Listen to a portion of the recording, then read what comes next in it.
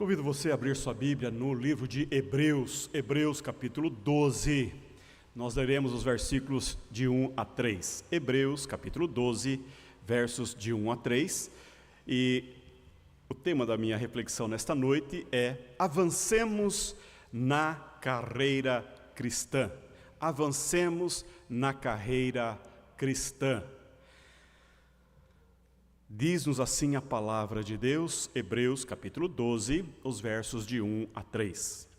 Portanto, também nós, visto que temos a rodear-nos tão grande nuvem de testemunhas, desembaraçando-nos de todo o peso e do pecado que tenazmente nos assedia, corramos com perseverança a carreira que nos está proposta, olhando firmemente para o autor e consumador da fé, Jesus, o qual, em troca da alegria que lhe estava proposta, suportou a cruz, não fazendo caso da ignomínia, e está assentado à destra do trono de Deus.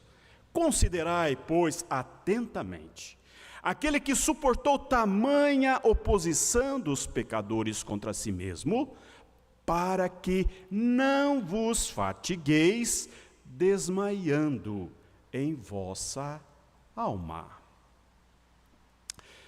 Meus irmãos e minhas irmãs, a nossa temática para esse ano é crescendo e avançando. E nós estamos aqui considerando já alguns domingos essa temática na perspectiva de crescimento e avanço. Estamos iniciando mais um ano, estamos retomando as atividades deste ano aos poucos, não é? Para muitos o ano começa após o carnaval, mas para nós o ano já começou no dia 1º e muitas coisas já estão acontecendo. E eu gostaria nesta noite de olhar esse texto com você, para que nós possamos continuar avançando. Avançando na carreira que Deus nos propôs, a vida cristã, a jornada cristã. E hoje, de modo muito prático, esse texto ele é fantástico, é um texto muito pragmático, ele tem aqui alguns verbos muito interessantes. Eu quero convidar você a acompanhar-me nesse texto, olhando alguns aspectos, porque o livro de Hebreus é escrito para exortar, animar e fortalecer os cristãos a permanecerem firmes na fé em Cristo. Esta é a propositura, esta é a proposição do autor. E nesse texto, no carta de Hebreus, Cristo é a centralidade. Todas as coisas convergem e partem de Cristo. O autor faz uma leitura no livro de Hebreus, ele faz uma leitura da história do povo de Deus no Antigo Testamento e mostrando lá no Antigo Testamento a presença central de Cristo na revelação de Deus. É um constante apelo do autor a que vivamos pela fé. Vivamos pela fé. E eu queria olhar com você rapidamente lá no capítulo 10, na parte final do capítulo 10, no último versículo, no versículo 39, veja como ele coloca essa parte final do seu livro. Ele está encerrando a sua observação, as suas confrontações, ele está concluindo as ideias, e no versículo 39 do capítulo 10, ele assim se expressa, olha só: nós, porém, não somos dos que retrocedem para a perdição, somos, entretanto, da fé, para a conservação da nossa alma. Essa é a tônica do autor. Ele fala que nós não somos daqueles que retrocedem para a perdição, pelo contrário, nós somos daqueles que avançam para a preservação da nossa alma. E aí, para chegar até o capítulo 12, que é o texto que nós escolhemos, ele passa pelo capítulo 11, e no capítulo 11 ele vai dar uma definição de fé, para o autor o que é a fé, e vai descorrer, ele vai descortinar historicamente a história da salvação. Ele vai colocar no capítulo 11 os heróis da fé, homens e mulheres que avançaram pela fé. Então ele vai falar de Abel, ele vai falar de Enoque, ele vai falar de Abraão, de Noé, de Sara, de Isaac, de Jacó, de José, ele vai falar de Moisés, ele fala de Raabe, ele vai falar de Gideão, de Baraque, de Jefté, de Davi, de Samuel e dos profetas. E ele vai dizer que pela fé subjugaram reinos, praticaram a justiça, pela fé obtiveram promessas, pela fé fecharam a boca dos leões, pela fé extinguiram a violência do fogo, escaparam ao fio da espada, da fraqueza tiraram força, fizeram-se poderosos em guerra, pela fé puseram em fuga exércitos, pela fé mulheres receberam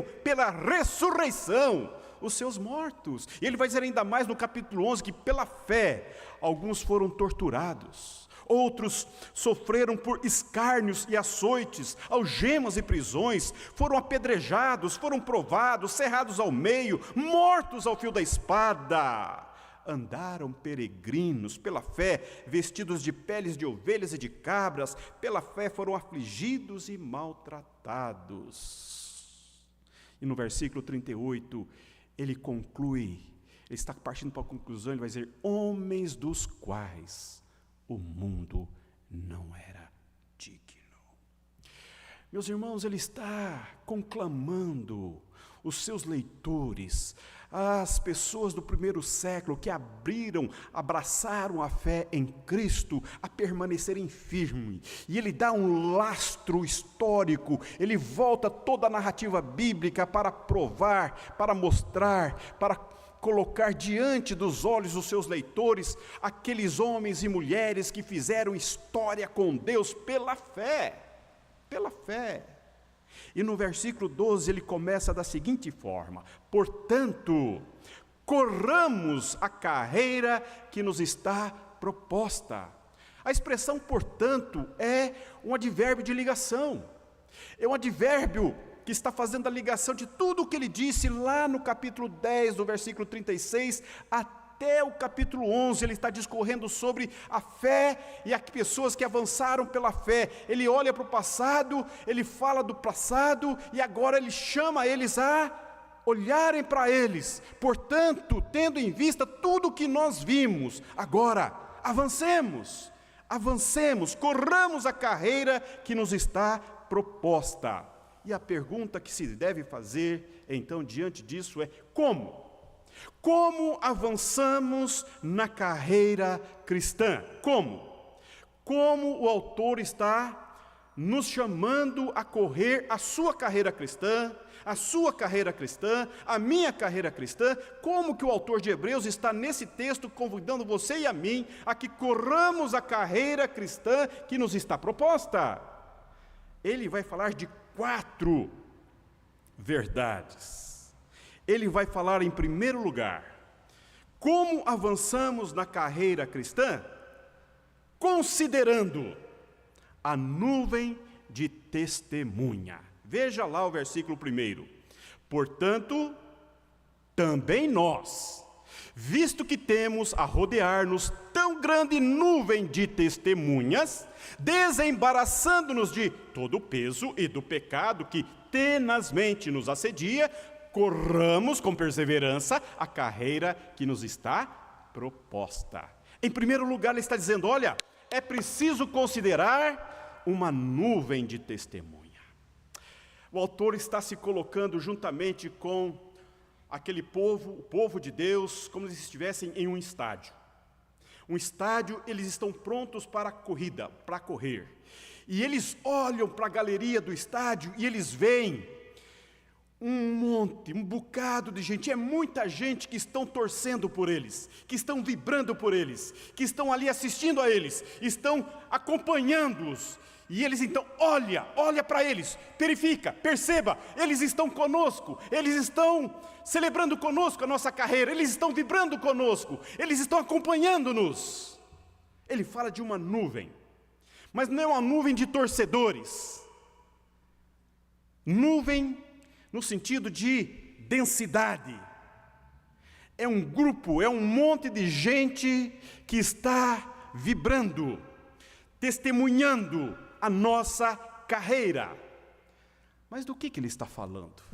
Ele está falando do que ele acabou de dizer. Ele está falando dos heróis da fé, das heroínas da fé. Ele está falando do que ele escreveu no capítulo 11, de toda aquela multidão de homens e mulheres que ele descreveu no capítulo 11, de homens e mulheres que viveram, que construíram sua história, que construíram sua jornada, que venceram, que avançaram, que não olharam circunstâncias, mas que estão caminhando pela fé.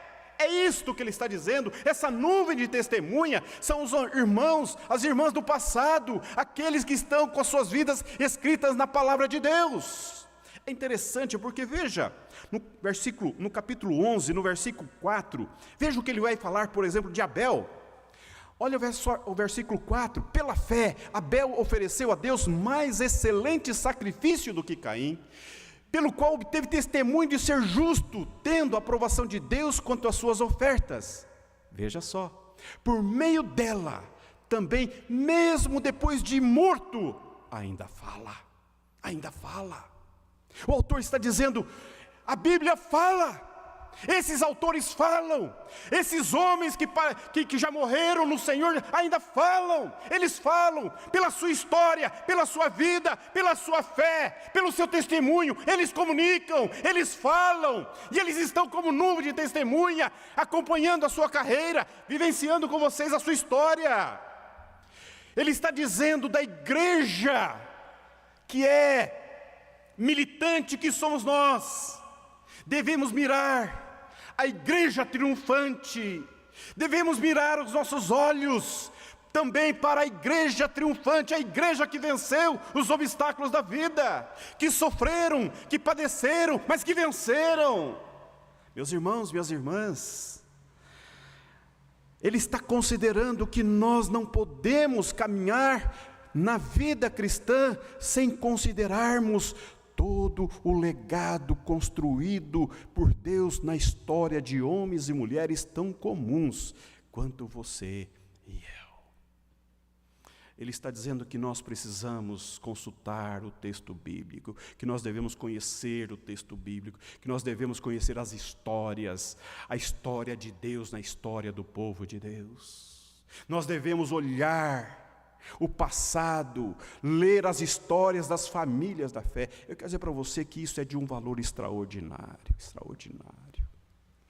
Nós estamos nos esforçando para ensinar aos nossos filhos as nossas canções, a nossa hinologia infantil, porque a nossa hinologia infantil fala exatamente disto. Fala da ação de Deus na vida de pessoas, fala do poder de Deus na vida de pessoas, fala de Davizinho, fala de Elias, fala de Daniel, fala de Moisés. A nossa sinologia infantil conta essas histórias de Deus na vida de pessoas como você e eu, que no seu momento histórico deram uma expressiva contribuição e andaram por fé em Deus. Eu quero dizer para você que a fé cristã, ela não é etérea, ela está incrustada na história, ela entra na história de homens e mulheres tão complexas e tão cheias de incertezas e seguranças como você e eu. Mas homens e mulheres que ousaram sair da mediocridade da vida e olhar com os olhos da fé e avançaram pela fé. O autor de Hebreus está dizendo: considerem a nuvem de testemunha. Eu quero nesta noite dizer para você, meu irmão, quero dizer para você, minha irmã, há algo que me chama a atenção no relato bíblico, que são esses contrastes extraordinários. Eu, por exemplo, quando eu penso no rei Davi, naquele menino, o caçula da família de Jessé, em que os seus irmãos estavam todos preparados para a guerra. Na cultura eram os melhores preparados, os que já estavam no exército de Israel. E quando Samuel ouviu de Deus para descer à casa de Jessé, para dali escolher um rei, que coisa extraordinária é vermos os olhos de Deus sobre aquela família. O pai, já percebendo a intencionalidade de Samuel, colocou todos os filhos diante do profeta, e ele então foi passando do maior até o menor, e olhando aqueles homens viçosos, fortes, robustos, homens de guerra, e foi passando, e Deus não comunicava com ele nada, e aí então passou todos, e o pai ficou espantado, e Samuel falou: Jessé, tem mais alguém? Tem, eu tenho um caçula. Essa história move o meu coração, sabe por quê? Porque Deus não vê como os homens vê. Essa é a coisa extraordinária da fé. Essa é a coisa maravilhosa da fé. Quando eu conheço esse Deus através da vida de Davi, quando eu conheço esse Deus através da vida de Moisés, quando eu conheço esse Deus através da história de Abraão, quando eu conheço esse Deus através da história de José, eu fico mais apaixonado por esse Deus, porque esse Deus é maravilhoso, esse Deus é extraordinário, esse Deus é poderoso, esse Deus transforma todas as coisas, porque Ele é cheio de amor. Oh, meu irmão. Oh, minha irmã, não devemos nunca desconsiderar os atos poderosos de Deus registrados na vida do povo de Deus, porque são estas verdades, é esta nuvem de testemunha que está cravado na história, que está registrado na Bíblia, que é para você e a mim lermos, e dela bebermos, e dela renovarmos a nossa fé, e vivermos pela esperança da fé, olhando firmemente. Em segundo lugar, como devemos avançar na carreira cristã? Olha o verbo, desembaraçando-nos. Desembaraçando-nos. É um verbo com ação reflexiva. Ele nos implica uma ação contra nós mesmos. Não tem a ver com a nuvem de testemunha, não tem a ver com os outros, tem a ver conosco. Tem a ver com algumas situações que estão envolvendo-nos e que nos impedem de avançar. E para que avancemos na carreira, é preciso conjugar esse verbo na nossa vida, desembaraçando-nos. Veja a sequência do texto, capítulo 12, versículo 1. Desembaraçando-nos de todo o peso e do pecado que tenazmente nos assedia, corramos com perseverança a carreira que nos está proposta. O que é desembaraçar-se? Desembaraçar-se é tirar coisas que estão atrapalhando a sua mobilidade. É deixar de fora, tirar de si aquilo que impede, que traz prejuízo, que inibe as suas ações, os seus movimentos em direção ao avanço, à corrida. Ele está olhando o atleta que está no estádio, a nuvem de testemunha, e ele está falando: agora nós precisamos correr. Então, para correr nós temos que nos desembaraçar-nos. Então vamos tirar as coisas que estão impedindo de nós avançarmos com liberdade, livremente. E ele fala do quê? Em primeiro lugar, desembaraçando-nos de todo o peso, de todo o peso. Os atletas, quando estavam em treinamento, quando eles estavam em aquecimento, eles atavam ao corpo alguns pesos para aquecer, para o aquecimento. Eles estavam em treinamento, e no treinamento, nas corridas de treinamento, eles colocavam muitas roupas e alguns adereços para que houvesse maior preparo para a corrida. Na hora da corrida, eles colocavam a roupa mais leve possível, tirava todos aqueles penduricalhos, aquilo que ajudou-os no preparo, para que agora, então, vão correr, vamos colocar algo que não impeça que eu tenha mobilidade e uma roupa leve. E eu quero dar o parabéns para você, porque nessa noite você se desembaraçou para vir à igreja. Muitos não conseguiram. Já percebeu isso? Que às vezes, para vir na igreja, há muitos embaraços. Já percebeu isso? Que às vezes, há tantos embaraços para nós sairmos de casa, temos um bom carro, temos um templo confortável, temos um culto que dura pouco tempo, é um culto de 1h10, 1h15, 1h30 no máximo, ou seja, temos conforto, temos qualidade, mas às vezes nós ficamos embaraçados. Às vezes ficamos enroscados, às vezes não conseguimos sair de casa para adorar a Deus na comunidade de fé. Às vezes não conseguimos ler a Bíblia. Já percebeu isso? Que às vezes nós não lemos a Bíblia? Já percebeu que às vezes nós não conseguimos orar? Você já percebeu, você deu conta de que às vezes nós não conseguimos falar com Deus durante o dia? Presta atenção. Já percebeu que às vezes temos tantas outras atividades e ações, o nosso pensamento está tão agitado, tão perturbado, tão incomodado, o nosso coração está tão...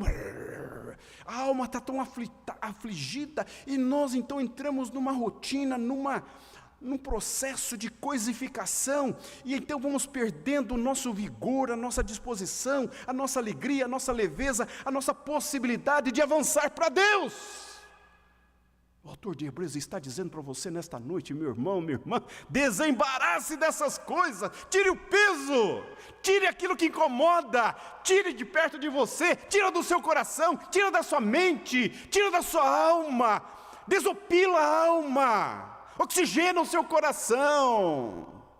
É uma ação reflexiva, é uma ação que só você pode fazer contra você mesmo, é só você que tem que ver o que é peso na tua vida, aquilo que incomoda, aquilo que atrapalha, aquilo que tira de você a alegria, a bênção de ler a Bíblia, de voltar-se para a história bíblica e deixar o texto bíblico falar, entrar nas suas entranhas e encher a sua alma de esperança e alegria, de leveza na alma.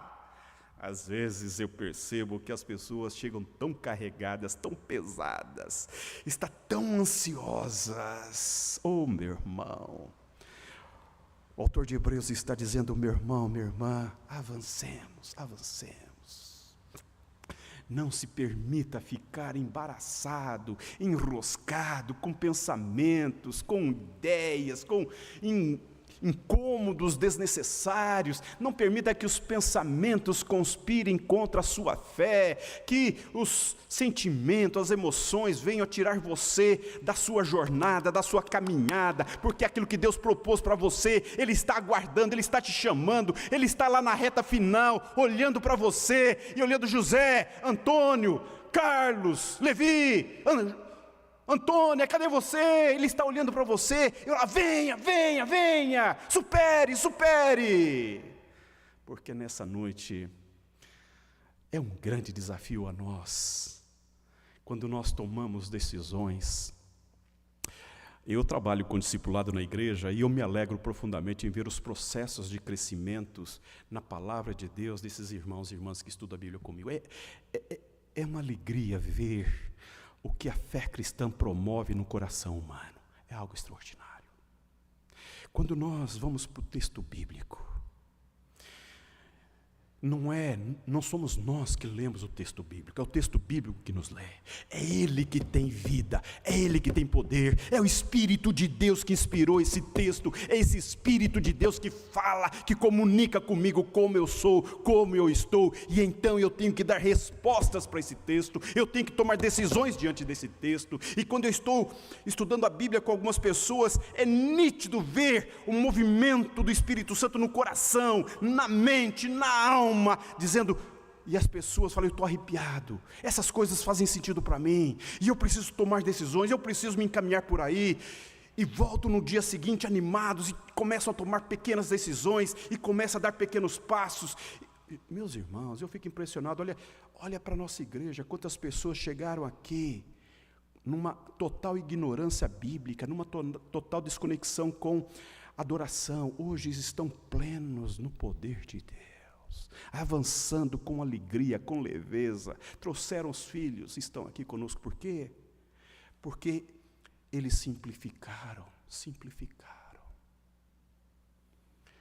Você já percebeu que muitas pessoas fazem promessas de fazer regime e sempre postergam? Porque para fazer regime, algumas decisões devem ser tomadas. Para iniciar um novo curso, algumas decisões precisam ser tomadas. E decisões tomadas, algumas ações precisam ser empreendidas. E é isso que ele está dizendo aqui. E para que eu, de fato, consiga exercer aquilo que eu decidi fazer, eu preciso enfrentar A minha cultura, a minha rotina, o meu ócio, a minha preguiça, o meu despreparo, a minha dificuldade. Os problemas iniciais todos nós enfrentamos. E essas dificuldades iniciais, elas são vencidas com a disposição íntima de avançar, de desejar, de querer mudanças, de querer de fato, de entender que isto é importante, isso é legítimo, isso faz sentido, isso eu quero para a minha vida, eu quero crescer, eu quero avançar, eu quero ir para Deus, eu quero correr a carreira que Deus tem para mim, eu quero o que Deus tem pensado na minha vida, é isso que eu quero. Quando eu defino isto, então, eu avanço, desembaraçando-nos de todo o peso. E o peso não está fora de você, está dentro de você. São suas ideias, são seus pensamentos, são seus sentimentos, são as coisas que envolvem a sua pessoa, o seu ser, a sua volição, os seus afetos, as suas afeições, os seus pensamentos. Essas coisas você precisa tomar decisões. Compete a você, é de você. Por isso que ele está dizendo, desembaraçando-vos. Esta é uma atitude que só você pode fazer por você. E isto, nesta noite, me parece fazer todo o sentido dizer para você, avancemos, meus irmãos, avancemos. Não fiquemos como crianças, não fiquemos como pessoas que vão entregando as betes antes da hora. Não. A vida cristã é uma extraordinária e grande aventura, viver pela fé. E em terceiro lugar, ele vai dizer, de todo o peso e do pecado. E quando ele fala do pecado, veja como que ele usa a expressão, quando ele fala do pecado. O pecado que tenazmente nos assedia, desembaraçando-nos de todo o peso e do pecado que tenazmente nos assedia. Tenazmente é impetuosamente, ferozmente, persistentemente. O pecado é o mal que está muito perto da gente. Ele ronda nosso pensamento, ele visita o nosso coração, ele provoca a nossa mente, ele provoca as nossas ações, ele provoca os nossos processos decisórios. O pecado está sempre diante de mim, sempre diante de nós. E então ele fala, desembarace-se de todo o pecado, não entre numa relação pessoal com o pecado, não se envolva com a vida pecaminosa, não se permita viver praticando o pecado, não entre numa negociação, não transija com seus valores para com o mal, seja intransigente com seus valores, não entre em uma vida pecaminosa, não ande por caminhos pecaminosos, não acolha pensamentos pecaminosos, não aflore no seu coração sentimentos pecaminosos. Ele está dizendo, essas duas verdades estão aí, o peso que está dentro de você e o pecado que te assedia muito perto, ele está ao redor. O apóstolo Pedro, explicando e orientando a igreja do primeiro século, ele vai dizer, portanto, humilhe-se debaixo da poderosa mão de Deus, para que no tempo oportuno vos exalte, lançando sobre ele toda a vossa ansiedade, porque ele tem cuidado de vós. Cuidado com o leão. O diabo é como o leão que ruge buscando a quem tragar. Deixa eu falar uma coisa para você. A tentação é uma coisa complicada. O crente é assediado o tempo todo, a partir das suas fraquezas, das suas fragilidades, a partir das suas necessidades. E aí, meu irmão, aquele que anda por fé, vai lembrar-se de Jesus, dando respostas ao diabo. Nem só de pão viverá o homem, mas de toda a palavra que procede da boca de Deus. Deus é um Deus que oferece uma vida extraordinária de alegria, de paz e de segurança. O diabo lança dardos inflamados na tua mente, no teu coração, para demovê-lo da jornada, da carreira que Deus está propondo para você. O pecado é um grande obstáculo. Ele não está falando de um pecado específico, ele está falando do mal como um todo, ele está falando do pecado que é uma realidade que está presente na nossa vida. E em terceiro lugar, como avançamos na carreira cristã? Com perseverança. Veja, corramos com perseverança a carreira que nos está proposta.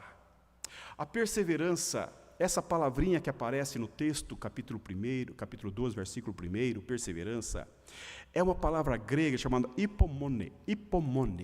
E essa palavra, na língua grega, significa estabilidade, constância, tolerância. É a característica da pessoa que não se desvia de seu propósito e de sua lealdade à fé e à piedade, mesmo diante das maiores provações e sofrimentos. Pacientemente, firmemente, paciente que espera por alguém ou algo que persiste com paciência, constância e perseverança. Eu quero dizer para você que a fé cristã, ela tem algumas irmãs. E essas irmãs, todas, no meu entendimento, move o nosso coração para uma palavrinha chamada resiliência. O cristão é resiliente. O cristão é aquela pessoa, aquele homem, aquela mulher que é esticado e não se arrebenta. Quando solta, volta ao eixo. Quando entra numa crise, ele é apertado, ele é comprimido, ou às vezes ele é puxado, mas quando passa a crise, ele volta ao eixo. Isto é resiliência. E as irmãs da fé são a paciência, a perseverança, a esperança. Estas são irmãos da fé. Você sabe do que eu estou falando. O autor de Hebreus está dizendo, meu irmão, minha irmã, a carreira que Deus propôs para você, ela precisa ser constante. Caiu, levanta. Saiu da rota, volta para a rota. Tropeçou, volta. Levanta, sacode a poeira, dê a volta por cima. Sabe por quê? Porque nós não somos da teologia do Zeca Pagodinho. Conhece a teologia do Zeca Pagodinho? Vida leva eu vida. Nós não somos daquele que não sabemos para onde vamos e nem com quem vamos. Nós somos filhos de Abraão.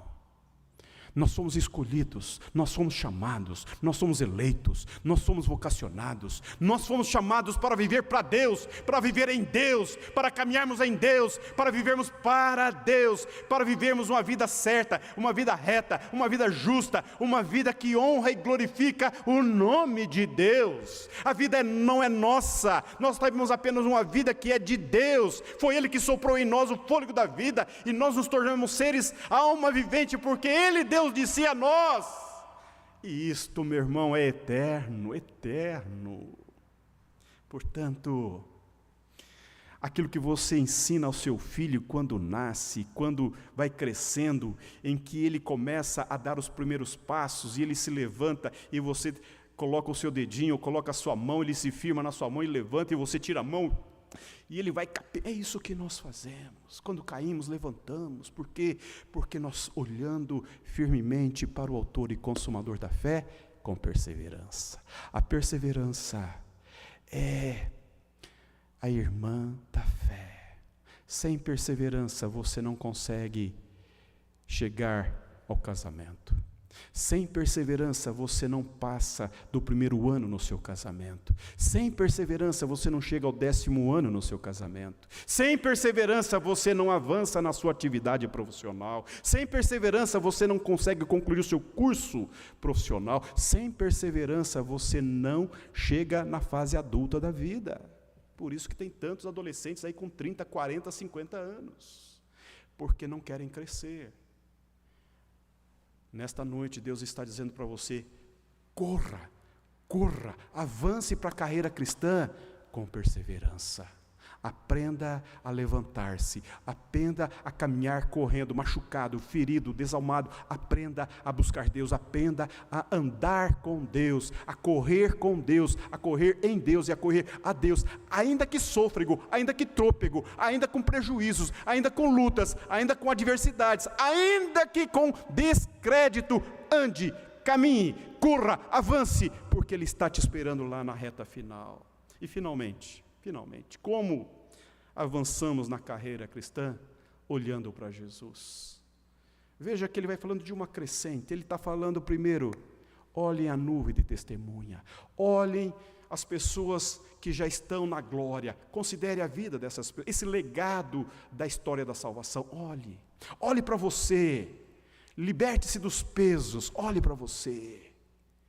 Tome decisões e persista nos seus processos decisórios. Avance, não fuja, não escorregue, não volte para trás, não pare, não desanime, avance, persista, persevere. E agora está dizendo, não olhe para as circunstâncias, não olhe para os problemas, não olhe para as dificuldades, olhe para Jesus. Olhe para Jesus. E quando ele vai falar para olhar para Jesus, ele qualifica esse olhar. Veja comigo versículos 2 e 3, por favor.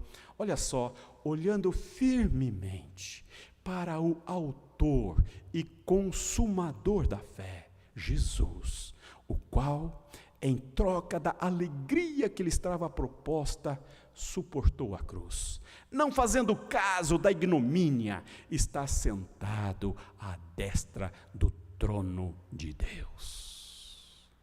Versículo 3, considerai, pois, atentamente aquele que suportou tamanha oposição dos pecadores contra si mesmo, para que não vos fatigueis desmaiando em vossa alma. Meu irmão, minha irmã, você sabe o que significa cristão? Pequenos cristos. Se você se considera cristão, é porque você é seguidor de Cristo. Se você de fato leva esse nome seriamente na sua vida, você entende que você pauta-se pelos valores cristãos, a sua vida está ancorada nos valores da Bíblia, da palavra de Deus, porque você é um cristão e você quer ser um bom cristão. Considere esta orientação do autor de Hebreus. Olhando firmemente, fixe os seus olhos. A ideia de firmemente, na verdade, é tire o olho, tire o olhar. Essa é a ideia desse versículo, dessa palavra. Por que tirar o olhar? Porque quando nós estamos em luta, em dificuldade, em crise, nós focamos nos problemas. Nós focamos nas nossas impossibilidades, nós focamos nas nossas dificuldades, nas nossas limitações.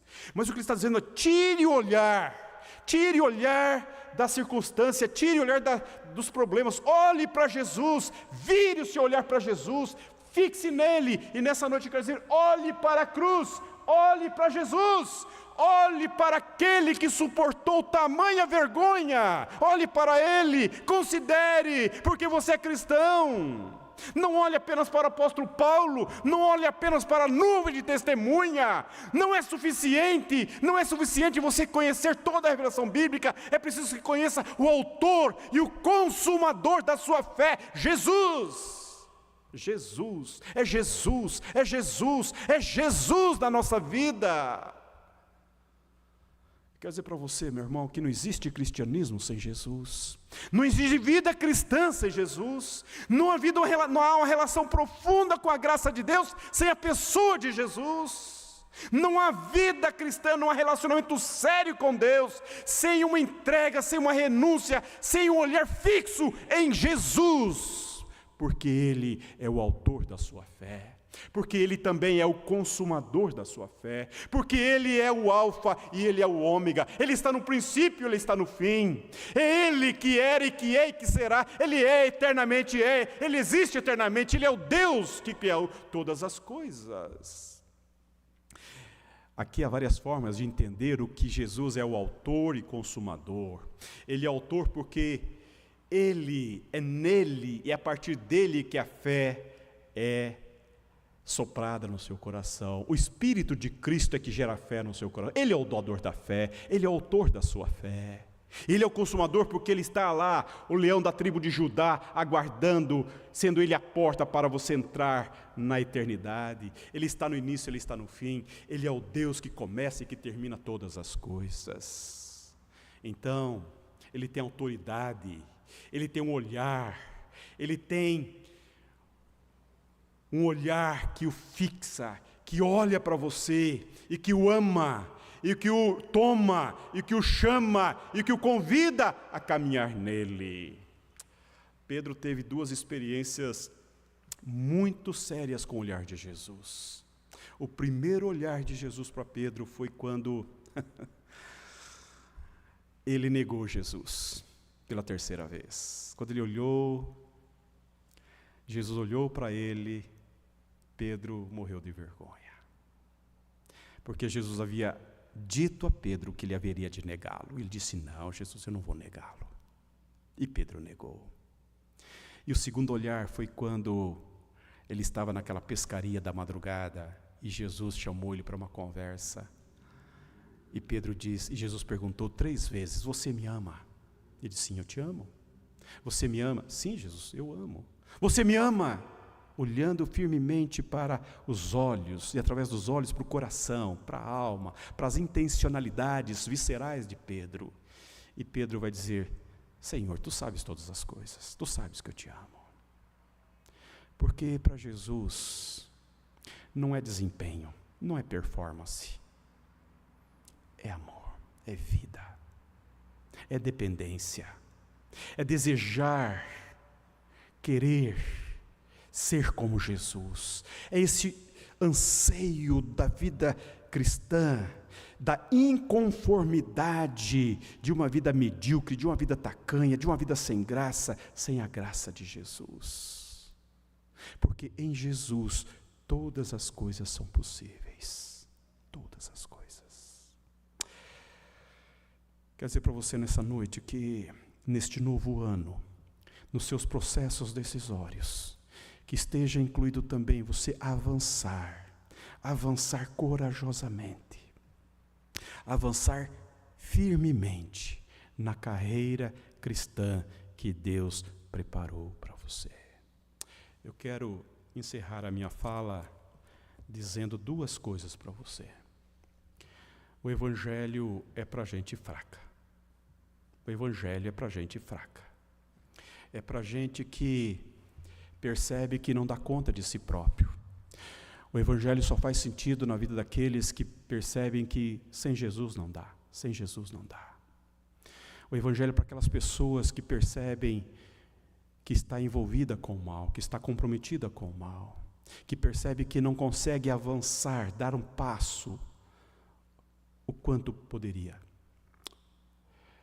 É para pessoas fracas, pessoas débeis, pessoas inconsistentes, pessoas que não se sustentam, não se bancam na vida sozinhos.